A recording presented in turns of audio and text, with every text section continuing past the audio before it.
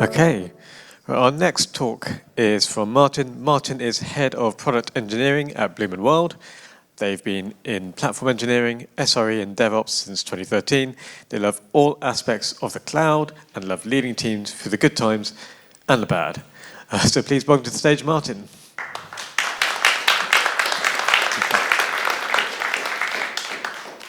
Perfect. Thanks, everyone. You can hear me okay? Yes. Lots of thumbs up. That's good. These slides are great. Just on the start of AI and generative AI, it solved so many problems. Initially, they were terrible slides. Anyway, I'm waffling. That's me. That's actually me. That's what I look like. I'm currently head of engineering at Bloom & Wild. Was head of platform engineering about 18 months now at Bloom & Wild, so it's been fun for me. A little bit about me. I love gaming, hence the theme. You'll see this throughout these slides. You'll find me in Azeroth most days. If you know what that is, you know. I'm not going to get into that too much. I love building and collecting Lego. I've got a lot of Lego collections at home. I'm probably your penultimate nerd here. But ultimately, I love software engineering. I've been in the industry only 13 years, worked for various different companies, different positions, working up from junior to where I am now. Worked at companies like Sky, Alfresco, if you've heard of them, Odds Checker, if you've heard of Antstream, but now at Bloom & Wild. Feedback. If I'm terrible, tell me. If I'm great, tell me. It's something I want to work on, public speaking, so please let me know. So before we get started, who are we? There's a nice discount code there as well. If that helps with the feedback, then definitely do that. Bloom & Wild, what we do is we're Europe's leading online flower delivery company, trading across 8 markets. So back in 2021, we acquired 2 peers in Europe, Bloom One Bergamot, so Bloom One in the Netherlands, Bergamot in France. So we now have a multi-brand European business. Tech and data is at the heart of what we do. Fundamentally, it's about everything we do to improve customer experience and minimize waste. So that's Bloom & Wild in a nutshell. But more importantly, why you're here and why I'm here is to talk about disaster recovery and how over the last 18 months, particularly since I joined, how we've gone from where we were, which was we hadn't run a DR scenario in about 2 or 3 years, to running a game day every quarter, working on next steps plans, building resilience into our infrastructure and architecture and the company. So when you see these slides, there's a call to action slide. This is when you can get your phones out, take notes, even do that if you want. Put your hands up and say, hey, but you don't have to because that's kind of awkward. So this is a good point to focus in on what we're talking about. So hopefully you're looking at maybe less confused than this person is, but what is disaster recovery? So disaster recovery, or DR, so you'll hear me interchange between the 2 terms, is the process of preparing for and recovering from a disaster, so whether that's natural or human-caused. So this isn't just about IT, this is about people, process, technology, and facilities. So the goal of a disaster recovery plan and process is to rapidly and efficiently restore your IT and or production infrastructure as soon as possible, and your operations as people that operate around that stuff that need to get up and running. Using things like well-structured and rehearsed scenarios, and we'll get to that in a bit, that's what the game days are for, and well-documented and understood playbooks. So what I would like to do now is set the scene for how we at Bloom & Wild, our processes have changed, and hopefully give you guys some thoughts and some actions to take away when you get back to your jobs on Monday. So first thing that's worth noting is talking about the rapid growth of Bloom & Wild during COVID and how that impacted our risk profile, actually. What changed since 2020 is that Bloom & Wild went into the pandemic as one brand, so it's Bloom & Wild. One business model, which is one-offs for delivery, mostly tomorrow, and in 5 markets. We came out of the pandemic with 3 brands, Bloom & Wild, Bloom One and Bergamot, as I just mentioned, and in 8 markets. Crucially, we went into the pandemic with mostly third-party logistics, procurement, production, and fulfillment, but came out with a lot of our own software to do that and our own processes to do that. So our risk landscape had changed shape. Not only did we have different things, we had more of them. So we'd become much more susceptible to disaster, yet unable to focus on reducing those disasters or identifying the risks because we were in a kind of a super scale-up mode. We were aggressively growing within the pandemic. Everybody was sending everybody flowers, as you can imagine, right? So what this meant was, particularly for the platform team at the time, is their focus was dealing with that super scale mode. It wasn't on focusing on the things that they should have been focusing on, which was a business choice, and it was something that we would have to kick that can down the road and deal with it a lot later on. So why are we talking about DR? Why now? What's happening? So the threat landscape is really changing. It's changing all the time. The severity of each disaster, particularly with complex technology, is getting worse with wider implications to the industries that we're all in, retail particularly. You've heard some things lately in the news, I'm sure. It's going through a real shift of hyper-focus onto security. Things like social engineering and that kind of thing is really prevalent at the moment. So with the increase in sophistication of some of the incidents that can cause these disasters, it reduces our ability to recover operations effectively and rapidly. Inevitably, we also need to make sure our executive teams and our executive members and our sponsors actually have a clear understanding of our ability to run and secure our platforms. They're not just making assumptions that we're on the cloud, so it's fine. It's how we surface that information, give confidence in our ability to restore in the event of a disaster, and help gain confidence from them that we're doing the right things. So I think now is the most important time to start thinking about how we respond to disasters and how we prepare for them as much as possible. So what are the first steps you could take? So we decided around 18 months ago to start really prioritizing DI. It became like a non-negotiable within the platform team. Initial steps, we started by identifying critical services and vendors. So what parts of our infrastructure can we live without for a day, and which are crucial to just being able to do what we do every day, which is have people come to our site, purchase and send flowers to loved ones. Understand what the worst case scenarios are that could happen based on our architecture. Where are the weak links that we've known about for a while, maybe we've ignored, again, kicking that can down the road. It's like, we'll fix that later. It's like, actually, we need to fix this now.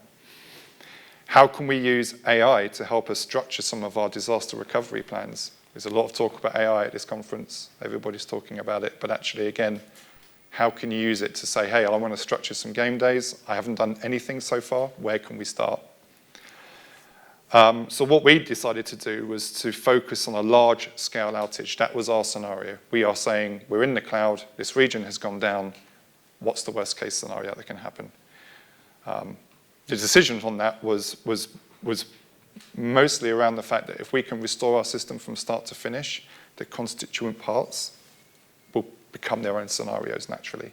So we'll be able to say, well, we can restore the database, and we can restore those other bits, but we can also restore the system as a whole. So before we get to our progress and the story behind that, I think it's useful to talk about the types of disaster, because that might be something you're thinking, well, not every disaster applies to me, and actually it mostly does. So cyber attacks, so those viruses attacking this ship, ransomware, data breaches, malware, phishing and vishing. I'm sure everyone's super aware of what's happening with M&S at the moment.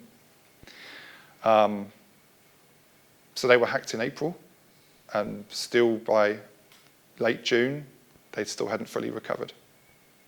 And it cost them nearly 400 million.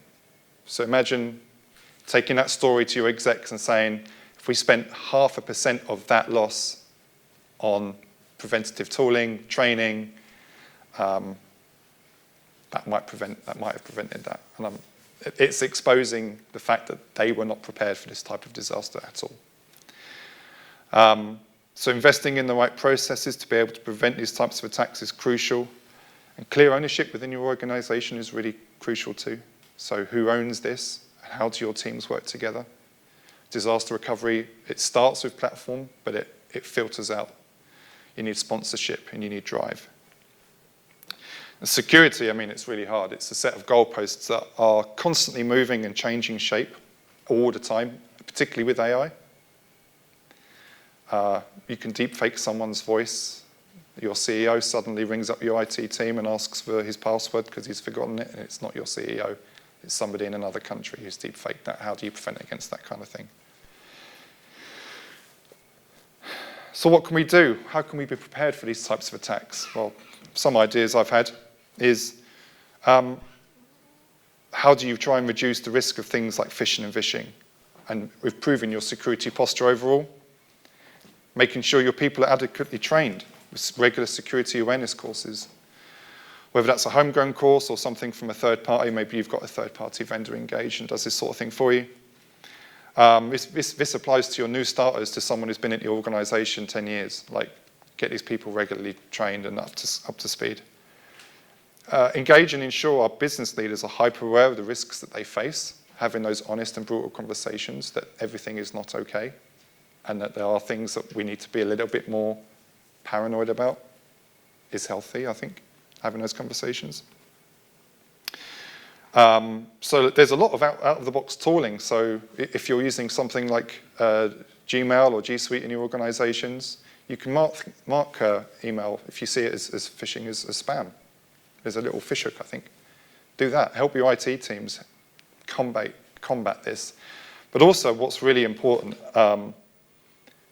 is fostering a culture that allows people to feel safe to say, hey, I've clicked on a phishing link, I'm sorry, like, I'm letting you guys know.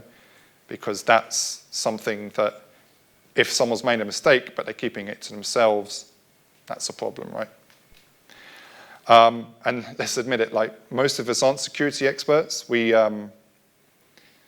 Security is a skill in itself, and it takes years to master. So we engage with third-party vendors, do red teaming. Red teaming is like white hat hacking. So asking them to tell us where our weaknesses are is crucial to our operations, and that's what we do.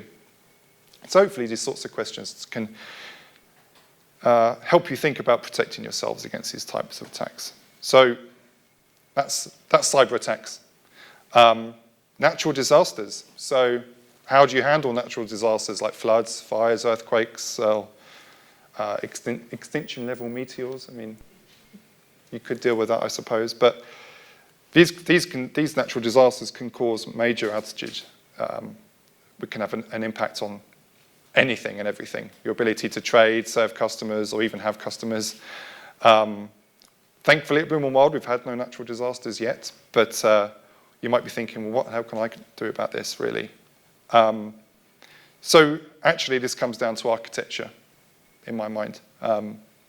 Reviewing and understanding your architecture, how you've deployed and spread out your services, how you think about multi-regional deployments, multi-AZ deployments, depending on the cloud you're in.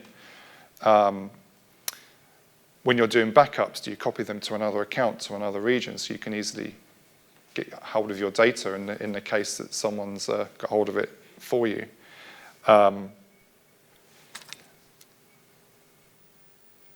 A lot of companies actually do multi-cloud now. Bloom & Wild is multi-cloud. It has a hybrid cloud solution in certain areas. Previous company I was at had multi-cloud. So there's benefits to that, where if one vendor goes down for whatever reason, you've got that backup. So having transferable software and infrastructure is a good place to be. But the most important thing with natural disasters is the people. So, if you've got an office somewhere and they're suffering from something and it's affecting your operational output, the most important thing is to say, you guys okay? Like, what do you need from us right now? If you can even reach out to them. I do have some slides and some questions, so there'll be some audience participation, so hopefully you're paying attention as we go along. So the next disaster type is actually human error. It can happen. We all make mistakes. It's why pencils have rubbers. So accidental data deletion, system misconfiguration, misclicks. So interesting story. There was a GCP outage, so Google Cloud outage in June. It was caused by a poor code review. Someone didn't do a null check, and it took out. That was the root cause. It was that simple, poor code review. So that was really interesting. And it took out Cloudflare, which then took out part of the internet. So simple things where an ignorance of process or skipping through it can be really catastrophic.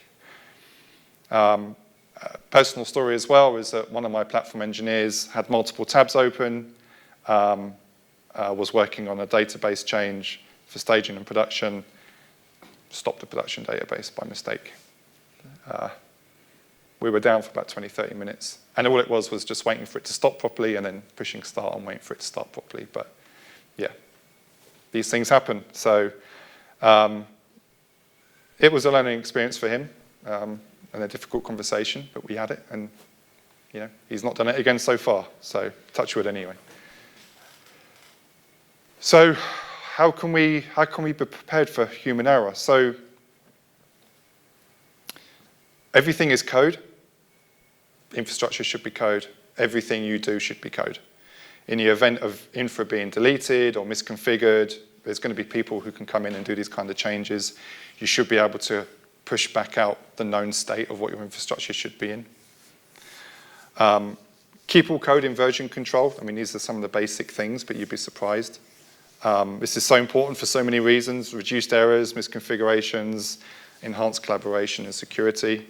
Quick and concise CI/CD pipelines. There's some pipelines out there where you push a code and an hour later they're still doing stuff. Like you want that feedback straight away. You want those pipelines, particularly in the event of a disaster, that you can just circumvent some steps and just get changes pushed out. Strong alerting and logging. So alerting fatigue is a thing. We knew when we stopped that database that it had stopped, but the alerting needed to tell us before the customers tell us. So, yeah. Infrastructure failures. So this is really interesting. There's things that are actually out of your control slightly. So hardware malfunctions, power outages. Really interesting story. In March 2021, there's a cloud vendor called OVH Cloud. I don't know if you've heard of it, based in the US, I think. It's a global cloud computing company. So one of their data centers caught fire because they had insufficient fire suppression in their data center. Not only that, so when the customers woke up the next day, they discovered that their rented servers were offline, and to make things worse, one of the backup arrays had also caught fire and been destroyed. So all the data they were backing up was also destroyed in the fire. So again, not putting all your eggs in one basket is really important. Nobody wants to be in that world. So thankfully, we don't have to worry too much about that. We put a lot of trust in cloud vendors these days. They have a responsibility to ensure that these things don't happen. But then again, this comes back to good architecture for resilience. How you make sure you have a resilient architecture is really important.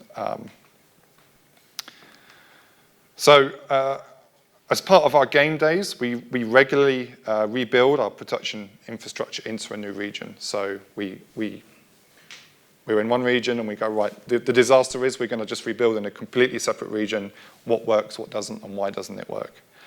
So we've actually discovered a lot of assumptions in both our kind of infrastructure code and our service code, our back-end and front-end code. So it's full of hard-coded regions. It's just, we're only ever going to be in one region, right? So it's like, no, it's just everywhere. So we've had to spend a long time to correct those long-standing assumptions and think about how we make our infrastructure and services DR compliant. So that is a configuration rather than a code level concern or business logic. There's some infrastructure that's also global. So when you're rebuilding in another region, things like buckets are global. They're unique. They're globally unique. So how you build new buckets based on the fact that you're saying I'm building in another region is interesting, and how that then feeds back into your code base. IAM roles are globally unique, we discovered. So we've created a role in EU West 1 as an example. Can't recreate it in another region, so we had to create logic to say if we're running this scenario, we're actually not going to rebuild this role because it will be available regardless in the event of a disaster. And we have data stores that have only ever been provisioned once, and no real instructions on how to re-provision that data. Or even if we need to populate that database with an entire backup, or whether getting the schema and the tables and some initial data up and running is enough. This is just stuff we're still learning and I'm kind of trying to work out. And actually, when it then comes to redeploying, is what services what runbooks do we have for these services? Do we have any? Some of them we do, some of them we don't. So where does the ownership sit? Some things that we've had to kind of figure out on the way. So first question, regularly backing up data is sufficient for disaster recovery, true or false? Hands up, you think it's true. Fantastic. That's right, it's false. Good. The knowledge is settling in, that's good. So yeah, backing up data is essential, but it's just one part of a disaster recovery plan. You need to consider things like recovery time, testing, and other critical components. A successful disaster recovery plan also includes a defined process for those backups and ensuring they're tested. Just because we're backing up something and putting it somewhere does not mean that it actually does what we expect it to do. So what is the cost of downtime? Some cases it's really easy to measure, some cases it's really not. Lost revenue, direct sales, online transactions. Again, M&S have lost a lot of money over the last 2, 3, 4 months, and will continue to lose money as customers lose confidence. Lost productivity. In the event of an emergency, everybody's expected to down tools, but do what? Who knows? Who's directing it? Who's your incident commander? Who's thinking about that? Your business could be out for days or weeks. So what are they doing? Are they still cutting code? Having a plan around that is quite important, I think. There's fines and penalties for breaching regulatory compliance in a lot of areas, depending on the industry you're in. Reputational damage, as I said, and loss of customers. I'm not going to shop here anymore. I'm going to take all my data back. I don't trust them to hold this stuff about me anymore. That's not a good place to be. And then that word of mouth gets around. And then there's the recovery costs themselves. Maybe you're spending money, people, third parties to help you recover. And then there's the ripple effect. So intangible impacts of disaster. It's not just what's happened now, it's what's going to be happening in the future. It's really difficult to consider. So the ripple effect can spread out much further than anticipated. Customer dissatisfaction and churn.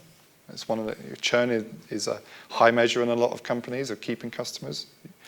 You could lose existing customers and any potential customers in the future. Damage to brand image and reputation. M&S will now always be known as the retailer that had this incident and will be known for years to come. So how do they fix that? How do they reassure confidence in the customers that they do have? Social media, I mean, things might have happened years back and not been so well known, but at the moment with social media, it just spreads like wildfire. Any kind of disaster that's happening. Loss of critical data and intellectual property. If customer data is stolen or held to ransom, the businesses have to shift focus on dealing with that scenario, which means talking to external agencies, handling their requests, whilst also trying to quarantine from what's going on. There's all sorts of things. And of course, employee morale and stress. They're going to be like, we knew about this, we told you, no one listened, so it erodes trust in the leadership team, in your organization. So this is why having a robust DR plan and strategy is very important. I think, and something I hope you will have a think about when you go back to your jobs. There'll be lots of assumptions about your ability to recover. Again, we're on the cloud, so it's okay, right? So, no, it's not. Most of these assumptions might come from historic conversations, or, as I said, an over-reliance on vendors that you're using to host your services on, or, quite frankly, some organizations have never had the conversation about DR at all. So it should be front and center of your minds to ensure that you are regularly planning and rehearsing these game days, to discover any weaknesses, remove any assumptions, and remediate as quickly as possible. So hopefully you are all now feeling adequately scared and anxious to start thinking about your next steps. But now let's flip the narrative and let's be a bit more positive, because there's some benefits to investing some time in disaster recovery and your organization's approach to it. So let's flip the narrative, highlight the positives of being as prepared as possible. Then we can talk about how we approached our game days at Bloom & Wild and how we started to see improvements over time. But what's a game day? Some people are like, well, I don't know what that is. Well, a game day is that wasn't me as a teenager, but it certainly was me going to arcade machines when I was a lot younger, spending my pocket money every Saturday. That was a big fun for me. But a game day refers to a simulated disaster recovery exercise. It's designed to test and enhance our ability to respond to real-world incidents. It's essentially a practice run of your disaster recovery procedures, where your teams, typically platform engineering or SRE or whatever, are challenged to recover from simulated failures or outages as quickly as possible. But why do them? What's the point? So they validate the effectiveness of your incident response procedures, your protocols and your tooling, some of your runbooks. Do they actually do what we expect them to do? They help you to actually uncover vulnerabilities and areas for improvement in your DR process. By practicing in a simulated environment, your teams gain valuable experience in executing DR plans. They build muscle memory. That's really important. And they contribute to a more resilient system. So by ensuring your teams are prepared to handle unexpected events and recover quickly. So game days, they involve injecting simulated failures or outages into your production environment. So there's tools out there that can help. And if you guys have heard of Chaos Monkey, Netflix tool that was released, it can do small to large kind of automated injections of failure into your infrastructure.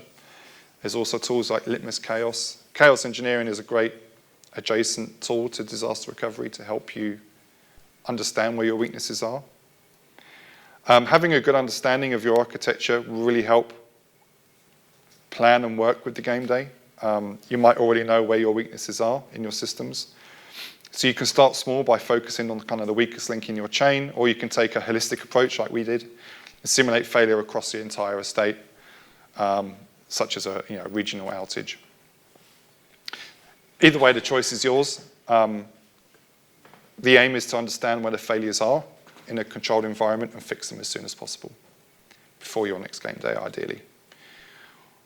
The game day should revolve around a plan that's been put in place. So the plan at a high level discusses the scenario you're testing, who on the team is going to test it, and assuming that this is a realistic scenario that you guys might be going through, and walk through those logical steps to restore, basically. So at Bloom & Wild, we took a holistic approach. A decision on this was based mostly around how our code is structured. We work on a monolith, so we worked on the whole thing as a holistic thing. And the infrastructure kind of underpins that as well. So it made more sense for us to try and restore the whole thing rather than individual items at the time. So we decided we would like to focus on restoration of the entire environment in a new region and understand what would slow us down and what the challenges would be. Question 2. A disaster recovery plan is only needed for large businesses with significant IT infrastructure. True or false? Anyone for true? No, good. Yeah, it's false. So it's crucial for businesses of all sizes. If you're a startup of 3-4 people, up until 300-400 people, anyone can face devastating consequences from disruptions. Every business has critical functionality that needs to be protected and built for resilience. So a good plan helps ensure your continuity, regardless of your size.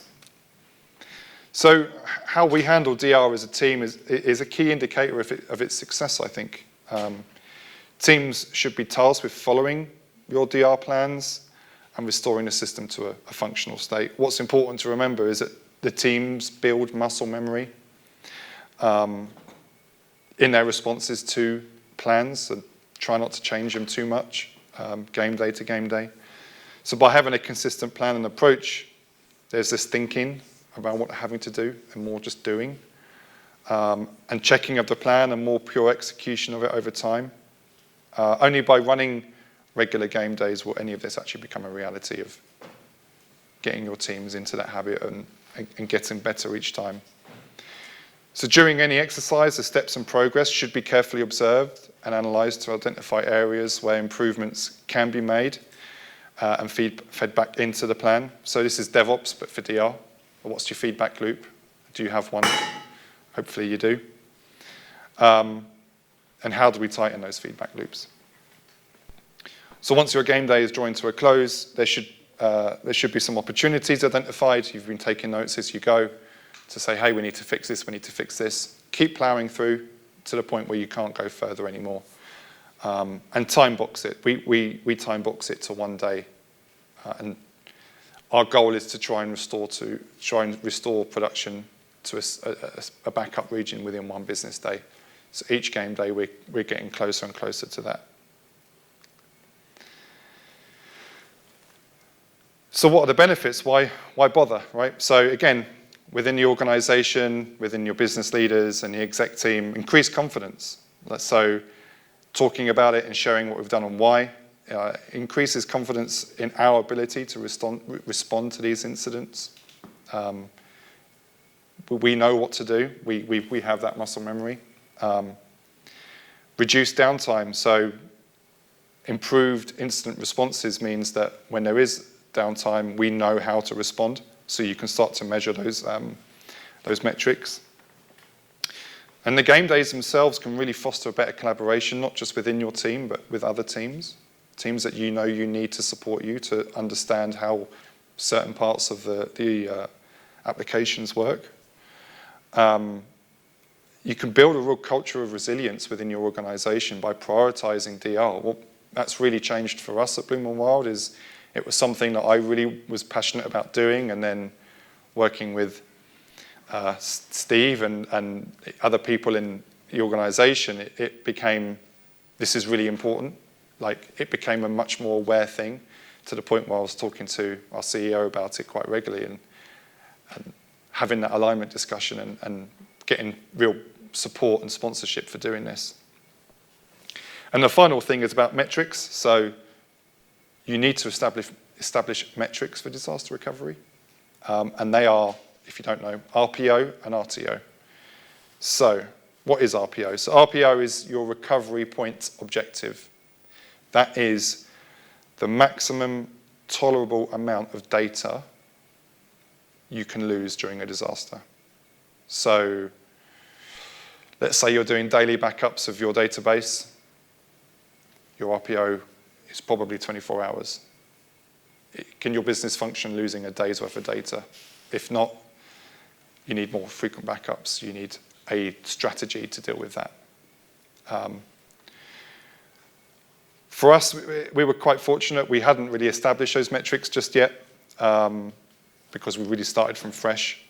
And so I've actually fed that up to our CPTO, and immediately he challenged me, well, how can we reduce this? And it's like, well, you're going to have to invest more in tooling and invest more in automation, and we're going to have to figure out a way to do additional database backups without impacting production customers, and because there's extra load on the database. So I was able to align that person and make sure that they were clued up on kind of next steps, and then it becomes a business problem, right?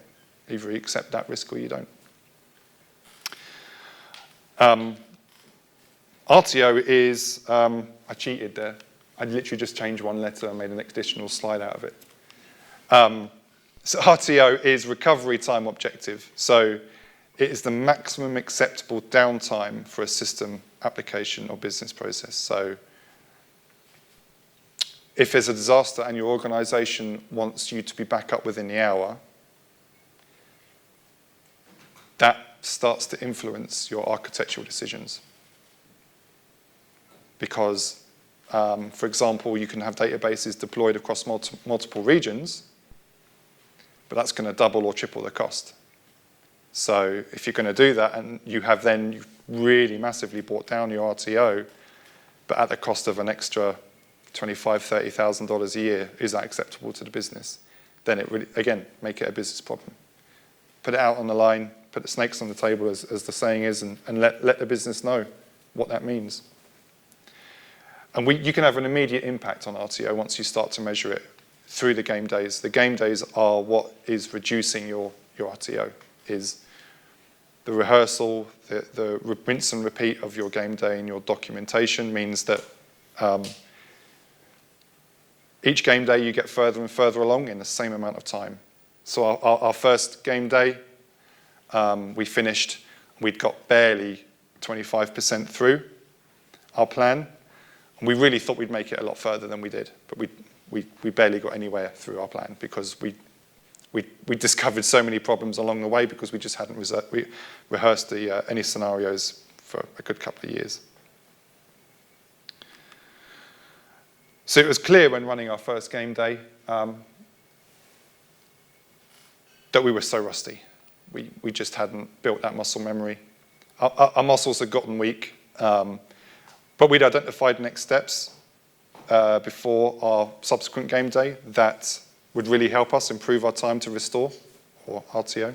So there's infrastructure you can build in another region that will literally cost you nothing.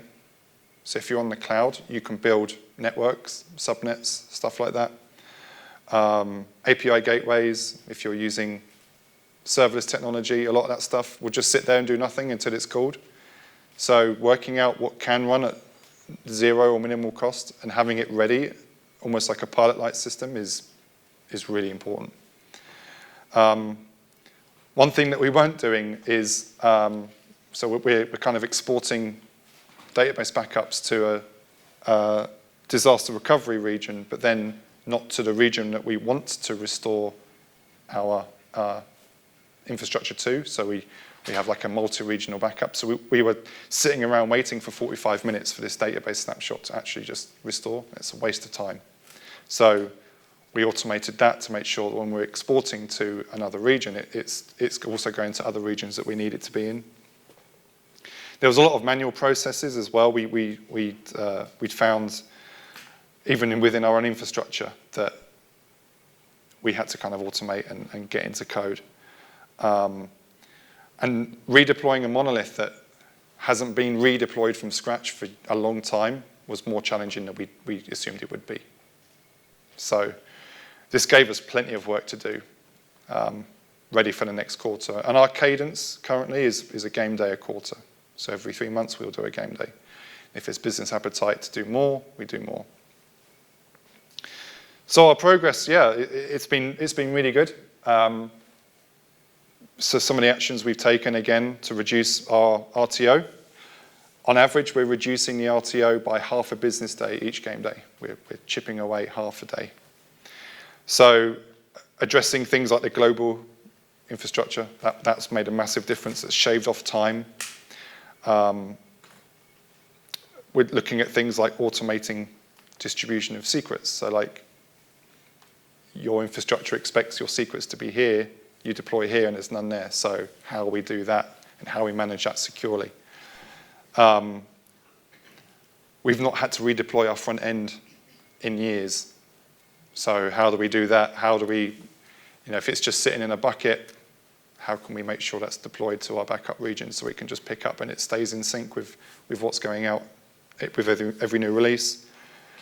And our logging, like if we're having to sit in this backup region for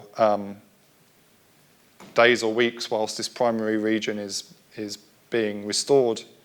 Our logs were, again, full of hard-coded regions of where it thinks it should be. So these are things, again, we had to fix. So we were making progress. We knew where we were, and we knew what we had to fix.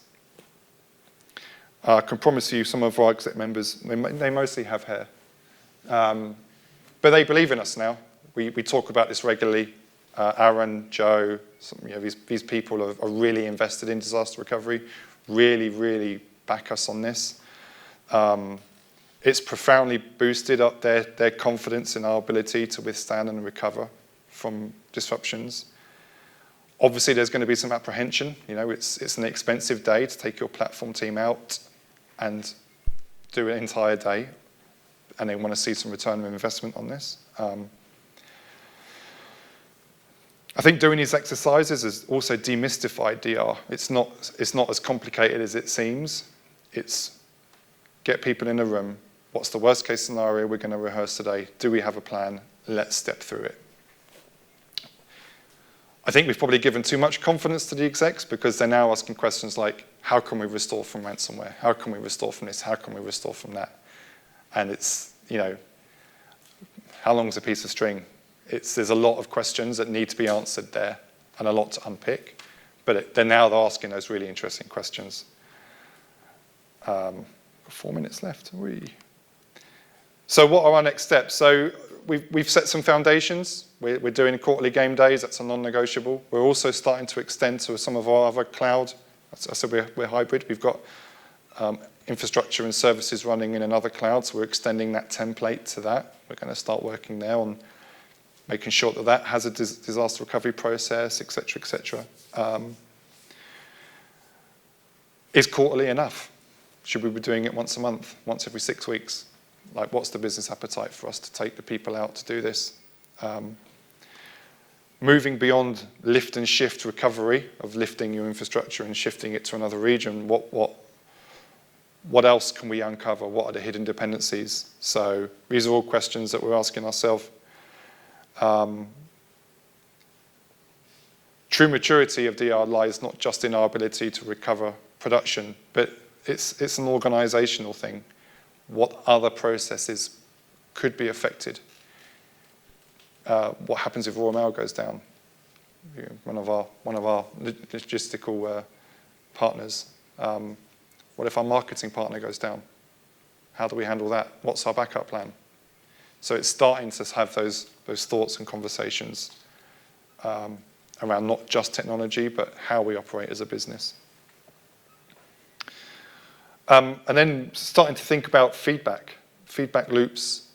Do we do postmortems after a disaster recovery game day? We haven't been, but maybe we should. What have we learned? What went well? Not just around the restoration of infrastructure, but what went well around how we work together.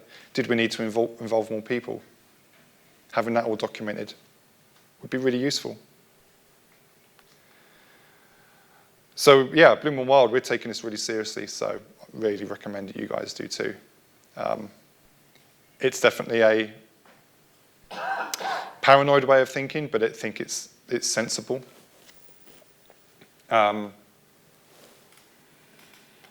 It might have been viewed previously as a kind of a back office function, but getting everybody across it and your teams working together would be, and thinking about disaster recovery would be the real shift in attitude that everyone needs. The